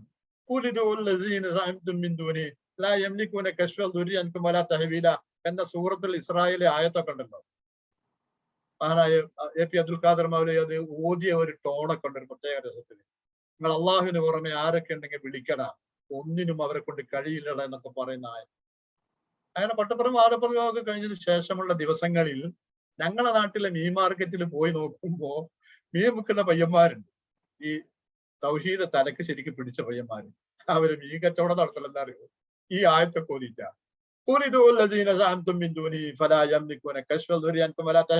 ആ മത്തി അല്ലെങ്കിൽ അയല എന്ന് പറഞ്ഞുകൊണ്ട് വിൽപ്പന നടത്തുന്ന അവസ്ഥ. ശരിക്കത് കാണുമ്പോ കേൾക്കുമ്പോ അതിൻ്റെതായ ഒരു മഹത്വവും മഹാത്മ്യവും ഒരു സന്തോഷം, സംതൃപ്തി കടന്നു വരും. ഞാൻ നിങ്ങളോട് പറഞ്ഞ പരപ്പനങ്ങാടി ഒട്ടുമിൽ കടപ്പുറത്ത് ഒരിക്കൽ പോയ കഥ. ആളുകൾ വല നന്നാക്കുമ്പോ ഖുർആൻ ഓതുന്ന ഒരാൾ ബാക്കിയുള്ളവർ കേട്ടിരിക്കുന്നു. മുസല്ലയുണ്ട്, അവര് കടലിൽ വെച്ച് നിസ്കരിക്കാറുണ്ട് എന്നവർ പറയുന്നു. അപ്പൊ ഒരു സമൂഹത്തിൽ അള്ളാഹുവിനോട് കൂറ് കാണിക്കുന്ന ഒരു സമൂഹം, നബി സല്ലല്ലാഹു അലൈഹി വസല്ലമയുടെ ചര്യകളോട് കൂറ് കാണിക്കുന്ന, വിധേയത്വം കാണിക്കുന്ന ഒരു സമൂഹം നിലനിൽക്കുമ്പോൾ അതിൻ്റെതായ ഒരു ആനന്ദവും സന്തോഷവും എക്കാലത്തുണ്ടാവും. അത് സമൂഹത്തിലെ ഒരു വ്യക്തിക്കല്ല, സമൂഹത്തിലെ എല്ലാ വ്യക്തികളും ആ സന്തോഷം നമ്മൾ അനുഭവിക്കുന്ന ഒരു സമയമുണ്ട്. നമ്മുടെ കുട്ടികൾ, കേരളത്തിലെ എല്ലാ കുട്ടികളും നമ്മളെ കുട്ടികളാണ്. പക്ഷെ കുറച്ചുകൂടി ഒന്ന് പ്രത്യേകമായി പറഞ്ഞാൽ മുസ്ലിം സമുദായത്തിലെ കുട്ടികൾ മത്സര പരീക്ഷകളിൽ 1ാം സ്ഥാനം കരസ്ഥമാക്കി എന്ന് പറയുന്ന വാക്കുകൾ കേൾക്കുമ്പോൾ അതിൽ ചില കുട്ടികളൊക്കെ പറഞ്ഞത്, ഞാൻ രാത്രി തഹജ്ജുദ് നിസ്കരിച്ച് പ്രാർത്ഥിക്കാറുണ്ടായിരുന്നു എന്ന് പറഞ്ഞ കുട്ടികൾ. ഇക്കൊല്ലല്ല, കഴിഞ്ഞ ഏതോ കൊല്ലം.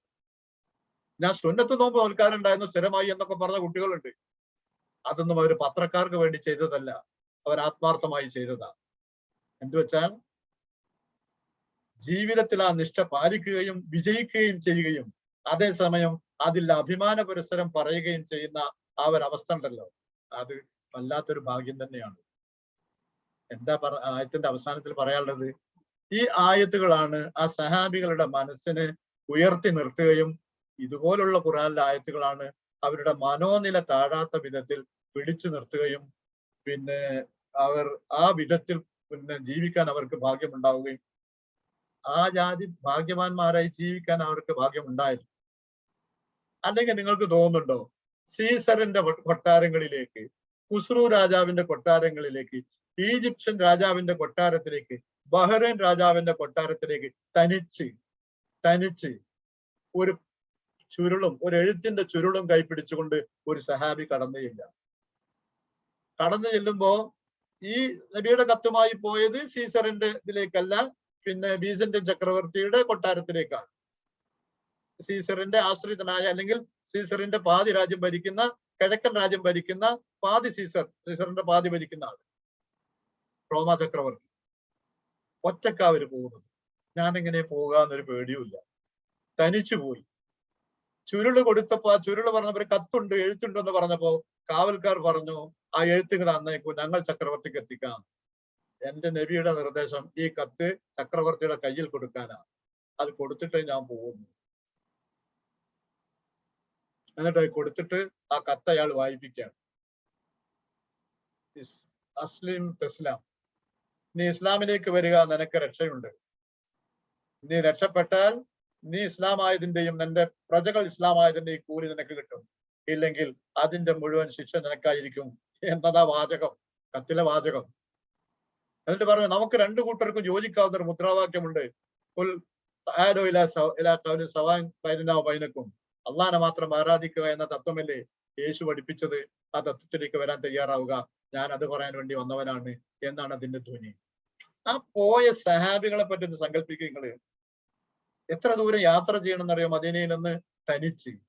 അതിൽ ഒരാൾ ഷഹീദായി കൊല്ലപ്പെട്ടു, ബാക്കിയുള്ളവരൊക്കെ സുരക്ഷിതരായി തിരിച്ചു വരികയും ചെയ്തു. എനിക്ക് വേണ്ടത്, നമുക്ക് വേണ്ടത് ഈ മനോധൈര്യമാണ്. പ്രത്യേകിച്ച് ഈ കാലഘട്ടങ്ങളിൽ പള്ളികൾ തകർക്കപ്പെടുക, മദ്രസയിൽ പോകുന്ന കുട്ടികൾ പോലും ആക്രമിക്കപ്പെടുക തുടങ്ങിയ സംഭവങ്ങളൊക്കെ അരങ്ങേറുന്നുണ്ട്. കാര്യങ്ങൾ അറിയുന്നവരായി ജീവിക്കുക. എന്താ സംഭവം നടക്കുന്നതെന്ന് അറിയാത്തവരായിട്ടല്ല, അറിയുന്നവരായി ജീവിക്കുക. അള്ളാഹിനോട് പ്രാർത്ഥിക്കുക, അവൻ തുറസുകൾ നൽകുമല്ലോ. പിന്നെ നമ്മൾ എന്തൊക്കെയാ ചെയ്യേണ്ടത്? അത് ഇങ്ങനെ ഒരു പബ്ലിക് ക്ലാസ്സിലല്ലല്ലോ പറയേണ്ടത്. അത് പറയേണ്ട സമയത്ത് നമുക്ക് അതിനെ പറ്റി പറയാം. ഇൻഷാ അല്ലാഹ്. അല്ലാഹു ഖൈർ നൽകട്ടെ. അടുത്ത ആഴ്ചയുടെ സമയം ഇത് തന്നെ ആയിരിക്കും എന്ന് വിചാരിക്കുക. ഇനി അതല്ല, നമസ്കാര സമയത്തിന് മിനിറ്റുകളെ വ്യത്യാസം വരികയാണെങ്കിൽ ആ വ്യത്യാസം നിങ്ങളെ അറിയിക്കാം.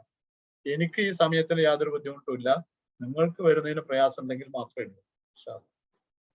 എന്നാ പിന്നെ ഞാൻ നിർത്തട്ടെ, ക്ലാസ് 5 മിനിറ്റ് അധികമായി. ഇൻഷാ അല്ലാഹ്.